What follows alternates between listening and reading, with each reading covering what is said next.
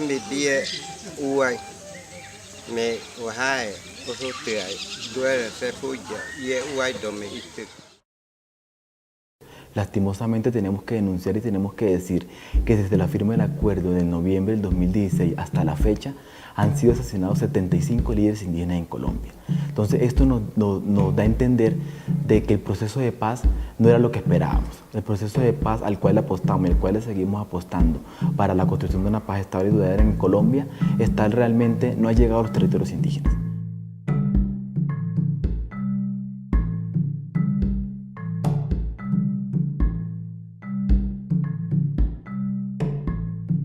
La negociación de los acuerdos de paz, uno de los últimos temas que se abordaron fueron, digamos, los temas relacionados con los pueblos étnicos, no solamente indígenas, sino afros y rom. A raíz, digamos, de esta incidencia que se hizo casi en el último momento de la firma, incidencia por parte de varias organizaciones afroindígenas, se logró, digamos, redactar el capítulo étnico, que es un capítulo muy pequeño, que realmente salió casi en el último día de los acuerdos. Y allí se establecen algunos temas prioritarios para la implementación del acuerdo con comunidades indígenas y afro. Sin embargo, la sensación que tienen las organizaciones y la lectura que tenemos nosotros es que fue digamos, una incidencia muy fuerte, pero con unos impactos que hubieran podido ser mucho mayores en términos de visibilización, de participación de los pueblos indígenas y un poco de abordar algunos temas que son muy importantes para ellos, entre otros la armonización entre la jurisdicción especial de los pueblos indígenas, la justicia especial que tienen los pueblos indígenas consagrada en la Constitución y los temas de reparación y un poco de justicia en el sistema transicional con enfoque diferencial. Entonces esos temas quedaron esbozados, pero realmente no quedaron desarrollados en los acuerdos de paz. Colombia sigue siendo un país que piensa que no hay indios y no hay negros. Es un país donde lastimosamente el tema de la diversidad étnico-cultural aún no se refleja a pesar de que está en la Constitución Política de 1991. Pero después de la incidencia que hicimos en todo este proceso del tema de paz, nosotros logramos en el último momento poder llegar a La Habana y poder dar un capítulo étnico transversal a todo el proceso de paz. Un capítulo étnico transversal a todo el proceso porque nosotros no queríamos un capítulo solamente indígena, un capítulo afro, un capítulo romaní, aparte o fuera del proceso, sino que nosotros tenemos que ver en todo el proceso de paz. Nosotros tenemos que ver con el tema de víctimas, con el tema de tierra, con el tema de participación. No hay que seguir segregando y pensando de que los indígenas y los grupos étnicos en el país tienen que estar solamente en un espacio del acuerdo. No, nos tenemos que estar en todo el acuerdo transversal con nuestra propuesta y con nuestras apuestas. El primer punto, diría yo, es un poco las reivindicaciones históricas de los pueblos indígenas en relación a que el conflicto armado no solamente es la presencia de actores armados, sino también de un modelo económico extractivista por parte del gobierno. Ese punto no quedó realmente visible en los acuerdos de paz, o sea, durante mucho tiempo se señaló, y el presidente Santos lo señalaba, que no se estaba negociando el modelo económico. Una de las reivindicaciones de los pueblos indígenas es precisamente que el conflicto armado no depende tanto de la presencia de actores armados, sino de un modelo económico que no respeta sus propias visiones de desarrollo. Ese punto no quedó realmente establecido en los acuerdos de paz. El segundo de ellos es lo que señalaba de la armonización entre la jurisdicción especial, digamos el sistema de justicia transicional de verdad, justicia, reparación y no repetición, desde un enfoque diferencial que permita entender de qué manera se pueden conciliar la jurisdicción especial indígena, consagrada en la Constitución, y este sistema de justicia transicional. Eso no quedó tan claro en los acuerdos. Nos meten en una ruta donde creen que la participación es llevar a un indio, a un negro, a los espacios y a los escenarios, y no ven que nosotros somos entidad territorial. Y como entidad territorial también tenemos la potestad y el derecho de participar de tú a tú en los diferentes escenarios. El tema de los PENIS, el tema de los programas para el tema de sustitución de cultivos de uso ilícito, es un tema también fuerte que se está dando y que tiene un reto porque las comunidades están diciendo sí estamos de acuerdo que se haga erradicación manual, que se haga erradicación en los territorios, pero aparte de erradicar eso hay que llevar programas que realmente soporten la sobrevivencia de las comunidades indígenas, negras y campesinas en los territorios, cosa que no se ha llevado, y producto de eso hubo la masacre en el 2016 en Tumaco, donde murieron indígenas, nazas, agua y afrocolombianos. Para mí hay muchos retos porque el caso Agua es muy emblemático porque precisamente el conflicto armado con las FARC, o sea, la negociación con las FARC resolvía solo una parte del conflicto armado, la presencia del actor armado específico de las FARC en sus territorios.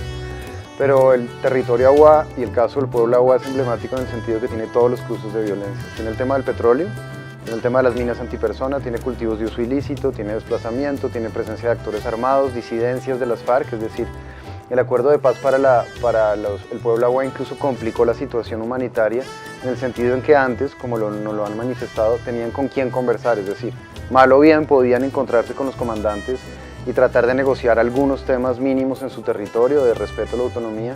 Ahora con las disidencias pues es imposible, digamos, dialogar, y con otros grupos armados que llegaron a ocupar el lugar de las FARC en sus territorios, por ejemplo en el control de los corredores de narcotráfico, de cultivos de uso ilícito que pues caracterizan el territorio agua. Entonces en este momento yo siento que la situación para el pueblo agua es peor aún que, digamos, cuando estaban las FARC, en el sentido en que el acuerdo resolvió solo la parte de la presencia de las FARC, pero no el modelo económico extractivista que ha caracterizado una parte grande del conflicto con los agua.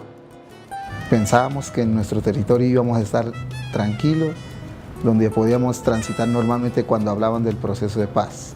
Y anhelamos al proceso de paz. Siempre hemos dicho los pueblos indígenas que nosotros no queremos más guerra, más derrame de sangre de nuestros hermanos indígenas. Pero aún ahora en Nariño, en este caso específicamente voy a hablar en Nariño, ha aumentado de la situación. Ahorita pues se ha escuchado nombres del ERP y también del EPL que también están operando, y ahorita pues hay ciertas amenazas a todos los líderes, y creo que de verdad que a nosotros nos tiene preocupado por ese lado. Bueno, ¿qué es que vamos a hacer? ¿Qué hacer frente a esta situación? Lastimosamente, durante estos 2 años, aparte de esos 75 líderes indígenas asesinados en el país por todos los grupos, tenemos reportes que han sido asesinados por paramilitares, por el ejército colombiano, por el ESMA, por disidencias de la FARC, por bandas criminales y por narcotráfico. Hoy nos damos cuenta también que hay más de 5.000 indígenas desplazados en Colombia. Además de eso, más de 3.000 confinados, principalmente en territorios como Cauca, Valle del Cauca, Nariño y Chocó. Entonces, el tema del proceso de paz, por un lado, tiene que empezar a mirar y a entender de que la construcción de paz es una construcción territorial. Y hoy en el país esa construcción territorial no solamente es dejar las armas, es también empezar a hacer un cambio estructural en la participación de las comunidades en diferentes espacios y escenarios territoriales. Bueno, en general, digamos, las comunidades indígenas tienen una manera de resistir en sus territorios desde la idea de autonomía y gobierno propio, que es no violenta. Ellos tienen un proceso de conformación de la Guardia Indígena muy importante, un poco con el modelo de la Guardia Indígena del norte del Cauca. En los últimos 10 años han consolidado sus guardias indígenas en sus resguardos y en sus organizaciones, y de alguna manera esta Guardia Indígena ha hecho resistencia pacífica al conflicto, pues dialogando con actores armados. Esta Guardia Indígena fue fundamental, por ejemplo, en la recuperación de los cuerpos de la masacre de Tortugaña-Telembí, que fue perpetrada por las FARC en 2009, y que de hecho sí quedó un poco, en ese sentido sí, quedó un poco como parte de los acuerdos en la focalización de las solicitudes de perdón de las FARC. Esa masacre, por ejemplo, sí quedó allí. Ellos lo que han hecho desde sus propias, digamos, estructuras culturales es resignificar la memoria de esa masacre como un símbolo de resistencia. Tú sabes que la Guardia Indígena fue la que recuperó los cuerpos de la masacre, a pesar de las prohibiciones de las FARC y del gobierno, porque era una zona minada, y fueron ellos quienes en una gran minga humanitaria recuperaron los cuerpos. Entonces hay prácticas de resignificación desde la memoria. Esta masacre ahora se conoce como Ñambí Telembí Viven, en honor a los 2 niños que fueron arrancados del vientre de sus madres por las FARC. Y hay prácticas políticas como la Guardia Indígena que han venido organizando ellos, que son prácticas, digamos, de control social y territorial no violentas. Hoy el movimiento indígena en Colombia, en cabeza de la ONI, viene desarrollando un proceso fuerte con el tema de la Guardia Indígena. La Guardia Indígena son hombres y mujeres, niños y niñas, ancianos, mayores y mayoras, que le apuestan a parar el conflicto, que le apuestan a parar una guerra y que le apuestan a hacer un control social y territorial en los territorios indígenas con un bastón, con un simple bastón, con un bastón de mando, con un bastón que lleva la fuerza, que lleva la cultura, que lleva la identidad y que lleva nuestro proceso de lucha. Con ese bastón y sin armas, eso es lo que hoy nos estamos desarrollando en los territorios indígenas, con el fin de demostrarle al país que también sin armas se puede también buscar paz, sin armas se puede controlar el territorio, sin armas se puede también empezar a construir y a tejer entre hermanos diferentes espacios de resolución de conflictos. Hoy la Guardia Indígena es un ejemplo para todo el mundo y para Colombia. Ya la Guardia Indígena ya trascendió, ahora hay Guardia Cimarrona, ahora hay Guardia Campesina, y eso es una apuesta también para el gobierno colombiano y para el Estado para empezar a desmontar la fuerza pública en el Colombia. Si estamos en un proceso de paz, también tenemos que trascender a que la fuerza pública en Colombia, el tema del ejército, la policía, tiene que también desmontarse.